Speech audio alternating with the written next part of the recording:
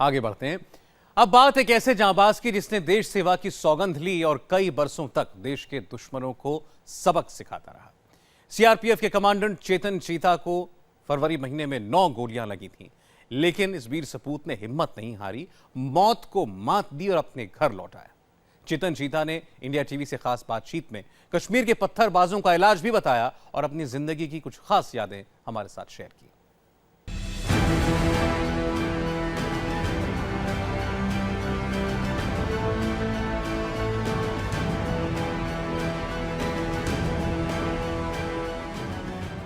देश की खातिर जान की बाजी लगा देने वाले रियल हीरो हैं चेतन चीता।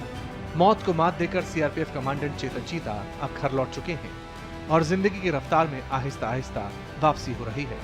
ये वही चेतन चीता हैं जिन्हें 14 फरवरी को कश्मीर के बांदीपुरा में आतंकियों की 9 गोलियां लगी थी। पर्दे पर आपने कई बार हीरोज को दुश्मन की गोलियां खाकर मौत को मात देकर वापस लौटते हुए देखा है। रियल लाइफ में क्या यह मुमकिन है?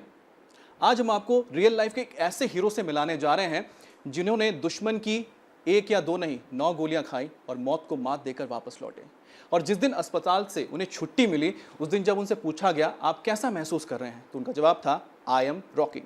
तो चलिए आपको मिलाते हैं रॉकिंग चीता यानी सीआरपीएफ के कमांडेंट चेतन चीता से। चेतन जी, कैसा महसूस कर रहे हैं अब आप? Still rocking. चेतन चीता के बदन में अब भी गोलियों के घाव जिंदा है, लेकिन जिंदा दिल चीता हर बात का मुस्कुराकर जवाब देते हैं, खासकर जब बात देश सेवा की हो। चेतन चीता 4 बार कश्मीर में पोस्टिंग पर रहे हैं और इसी अनुभव पर हमने उनसे कुछ सवाल भी पूछे। वहाँ पे आप यदि देखोगे एम्बुलेंसेस पे, फोर्सेस की गाड़ियों पे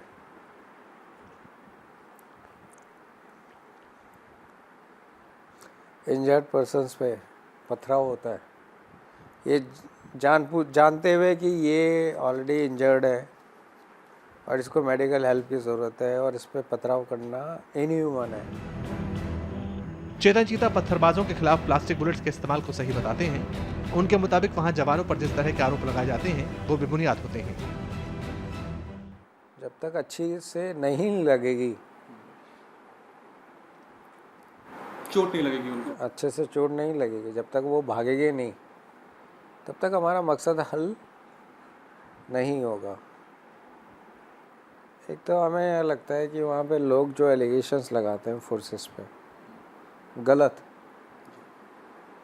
मैक्सिमम गलत ही होते हैं।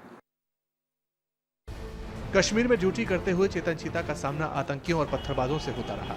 हर मोर्चे पर चेतन चीता सबसे आगे रहे और 14 फरवरी की मुठभेड़ में भी चेतन चीता ने सबसे आगे रहकर आतंकियों का मुकाबला किया था। लेकिन फौलाद सा सीना रखने वाले चेतन चीता का दिल भी किसी को देखकर मोम हुआ था। वो आज उनकी पत्नी है। चेतन जी, ये तो बात रही आपने सर्विस की, आपके एक रफ एंड टफ जिंदगी की, लेकिन एक आपका बहुत ही सॉफ्ट वर्जन भी आपकी ज़िंदगी का पहलू है। 28 साल तक आप अपनी पत्नी को जानते थे, आप लोगों का एक रिलेशन चला, रोमांस रहा।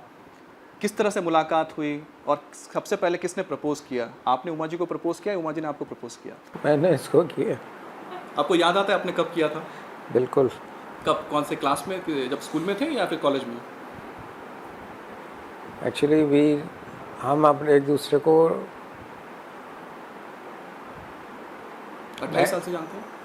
1989 से जानते हैं, लेकिन हम दोस्त थे जी। लेकिन फाइनली 12th के बाद में, 12th के अंदर आप बोल सकते हो, मैंने इसको प्रपोज किया एक रेस्टोरेंट में। अच्छा। कोटा में। चेतन